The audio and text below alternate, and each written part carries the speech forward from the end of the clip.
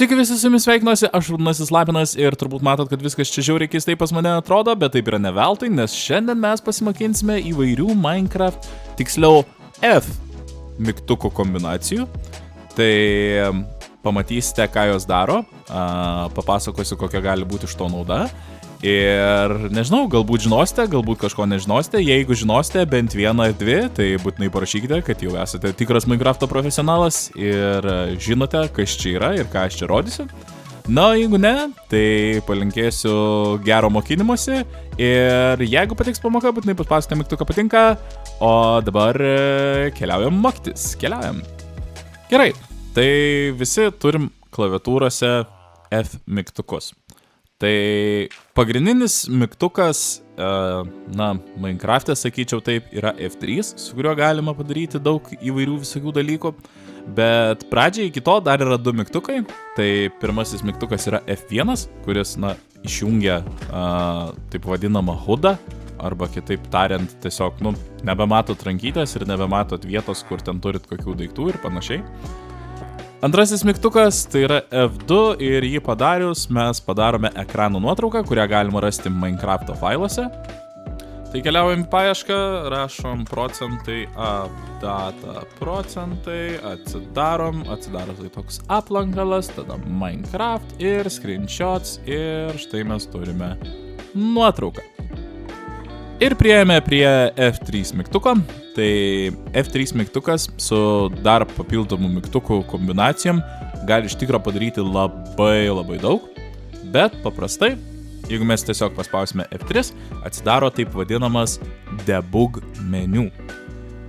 Neįsivaizduoju, kaip šitą dalyką būtų išversti lietuviškai, bet ką jūs čia matot, tai matote savo kadrus per sekundę. Tada matote savo įrenginio, kiek Minecraftas naudoja ramų, kiek yra paskirta ramų.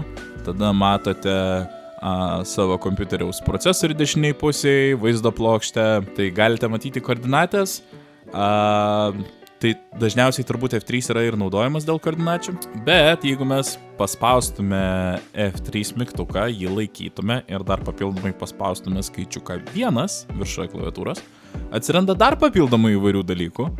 Ir, tiksliai nežinau jo panaudojimo, bet kiek girdėjau, žmonės taip sugeba surasti įvairius vadinamus tos spawnerius ir kitas žaidimo struktūras. Tai jeigu įsiaiškinsit kaip, žinosit, kad F3 ir vienetukas, kuris yra viršui klaviatūros, įjungia būtent šitą dalyką. Toliau, jeigu mes vis dar laikom F3 mygtuką ir paspaudžiame skaičių 2, mums išlenda tokia įdomesnė kadrų per sekundę grafa. Tai žodžiu, matome, kaip stabiliai veikia žaidimas. Toliau, jeigu paspausime mygtuką F3 ir 3 skaičiuką vienu metu, išlenda mūsų, kaip pasakyti, interneto stabilumas, pavadinsiu taip. Tai, žodžiu, vėlgi, ne visi čia gali suprasti šitą dalyką, bet matome ir galime palei jį spręsti, kaip, žodžiu, gerai veikia mūsų internetas arba atvirkščiai. Kita F3 mygtuko kombinacija, tai turbūt mano mėgstamiausia, nes dažnai viską užmirštu. Tai jeigu paspaudžiam ir laikom F3 mygtuką ir paspaudžiam Q, mums atsiranda labai daug visokių kombinacijų, kurias mes iš tikro galim, panaudoti, ieškoti, žiūrėti ir, nereikia kažkur ieškoti internete, kažką pamiršau, paspaudžiu F3 ir Q ir išlenda lentelė, ką kas daro. Kitas dalykas, kita kombinacija labai populiariai naudojama, tai kadangi, aš dabar žaidžiu Redfox Cloud serveriuose ir mano kompiuteris gana geras ir patys Redfox Cloud serveriai labai geri, tai tokių problemų nėra, bet būna kartais neužsikrauna kažkokios pasaulio dalis. Tai jeigu mes laikom F3 mygtuką ir paspaudžiam A, matot, išlindo Reloading All Chunks. Tai perkrana visus čiunkus, esu girdėjęs, kad žmonės taip darydami dar bando kažkaip ten ekstrėjint, žodžiu, matyti kiaurai blokus ir panašiai. Bet jo, šiaip pagrindinė funkcija yra tiesiog perkrauti pasaulio dalis, kad, nebūtų nebūtų taip, kad einat ir atrodo tiesiog vienoje vietoje tuščias gabalas pasaulio. Kita kombinacija, tai labiau aktuali tiem, kas dirba su tais vadinamais resursų paketais arba tekstūrų paketais. Tai jeigu mes laikom F3 ir spaudžiam T, mums perkrauna visas tekstūras, garsus ir panašiai. Tai kas naudojat, privalot žinot, kas dirbat su tekstūrų paketais, privalot žinot, F3 ir T čia yra jūsų išsigelbėjimas ir viena geriausių kombinacijų, kurias tik gali turėti. Toliau turim F3 ir H raidė. Tai kaip matot, čia aš turiu pikeksą ir tas pikeksas jau yra panaudotas. Aišku, jis yra labai geroj dar būsenai, bet jis jau yra šiek tiek panaudotas. Bet kaip man žinot, kiek dar ilgai aš galėsiu naudoti šitą pikeksą? Tai jeigu mes laikom F3 ir spaudžiam H, atsiranda papildomi dalykėliai. Ir kaip matot, jeigu aš dabar privedu prie savo pikekso, aš matau jo taip vadinamą, durability, neįsivaizduoju, kaip lietuviškai išverst, bet manau, kad jūs mane supratot, kiek dar ilgai aš jį galėsiu naudoti. Tai kaip matote, maksimaliai, kai tik tais naujas būna šitas kirtiklis, jisai gali išgriauti 2031 bloką be jokių užkerėjimų, o dabar jau esu blokų pagriovęs ir man liko tik 2019. Tai jeigu žaidžiat kokį hardcorą ir labai aktualu yra ir labai sunku gauti įvairių daiktų, tai taip galite taupyti ir sužinoti, ar jums užteks, sakykime, vieno ar kito daikto arba galbūt šarvų, nes tai veikia su šarvais, iš esmės su visais dalykais, kurie lūžta. Nepamirškit, kad durability veikia tik tada, kai būnat survival režime, išgyvenimo režime. Kita žiauriai kieta kombinacija, tai yra F3 ir C. Tai mes pasiemam, tarkim, F3 laikom ir spaudžiam C, mes gaunam, kad nukopijuota lokacija. Ir jeigu aš kažkur tais nublūdiju, nežinau, visiškai belia kur nublūdiju, geras, ten pilis, wow. Tai va, sakykime, nublūdėjau ir pamiršau, kaip grįžti namo, tai tiesiog T, Ctrl ir V, kad įklijuot, bam, viskas, aš jau vietoj, aš namuose, tai čia, šitas dalykas yra kažkas tiesiog nerealaus, viena bėda tik ta, kad, jo negali naudot be operatoriaus statuso serveryje. Kita kombinacija, tai viena ta iš keistųjų, kurias matėte pačioj pradžioj, tai yra F3 ir B. Ir,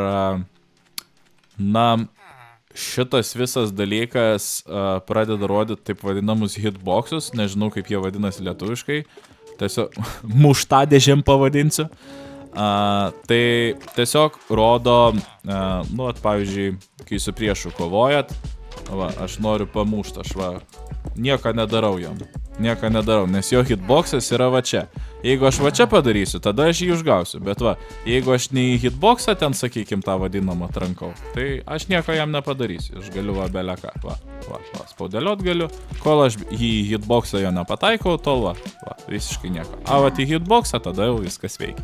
Žodžiu, paaiškinau labai kaimiškai, bet turbūt mane supratot. Kai kurie tai visai į hitboxą pataiko, bet pavyzdžiui, čia ne visai hitboxą. Ir jau viskas, jis pasisuko, čia hitboxė, tai nega. Plus dar rodo, kur jie žiūri, kaip mato tą mėlyną liniją, tai rodo, kur žiūri. Tai Kita kombinacija yra F3 ir D, tai jeigu aš, tarkim, kažko tais priračiau į chatą ir kaip matot, chatas pilnas, aš nenoriu to matyti, tiesiog F3 ir D ir viskas dingsta ir chatas pasidaro švarus. Tai puikiai galimybė išsivalyti savo chatą. Susirašinėjimų lauką. Dieve tu mano. Prieš paskutinę kombinaciją kūrėjams, tai labai patogu F3 ir N. Tai tiesiog kažką tais darot F3 ir N, čia tai pasižiūrit, o gerai, galim grįžti atgal, F3 ir N, grįžom atgal. Arba arba, iš karto dar viena kombinacija, jeigu turite operatoriaus režimą irgi žinoma, galite naudoti F3 ir F4 mygtuką. Jeigu mes laikom F3 ir spaudžiam F4, kaip matote, atsiranda visi šitie ir nereikia, pavyzdžiui, į konsolę arba tiesiog į tą susirašinėjimą rašyti ant komandų Game Mode, Creative, Game Mode, Survival. Tiesiog F3 ir F3 laikom, F4 spaudžiam ir galima va taip keliauti per režimus. Na ir pabaiga, paskutinė, tai F3 ir G. Tai ką daro F3 ir G? Vat patalpina mus į tokią dėžę ir šita dėžė rodo vieną pasaulio gabalą. Jeigu mes keliaujam į kitą gabalą, mums jau pradeda rodyti, kur yra kitas pasaulio gabalas. Tai tarkim, jeigu kur nors žemėlapiuose pasiieškojot, nežinau, esat šitoj pelkiai ir šitas čiunkas žinot, kad yra slaimų čiunkas vadinamas, tas pasaulio gabalas, tai jūs galite matyti, kokios yra to gabalo, na kaip pasakyti, tos vadinamos kraštinės. Tai ir pavyzdžiui, tie, kur ten būna iškasa ten visą gabalą, tai jie irgi naudoja F3 ir G, kad matytų, kuriame pasaulio gabale yra. Ir, žodžiu, palei tai krapštosi ir žino, kad, pavyzdžiui, jam kažkur čia kasti nereikia, nes jo pasaulio gabalo kraštinė yra čia. Tai šitiek apie Minecraft mygtukų kombinacijas. Tikiuosi, kad viską supratote, viskas buvo aišku. Jeigu kažkas neaišku, būtinai rašykite komentarą, aš atsakysiu. Na ir šiaip, jeigu pamoka patiko, būtinai paspausite mygtuką patinka, jeigu žiūrite mane kur nors kitur, būtinai paspausite širdelę, sekite Red Fox Cloud, su jumis buvo aš Raudonasis Lapinas ir dėkoju jums už peržiūrą ir sakau iki kitų pamokų ir kitų susitikimų. Ate!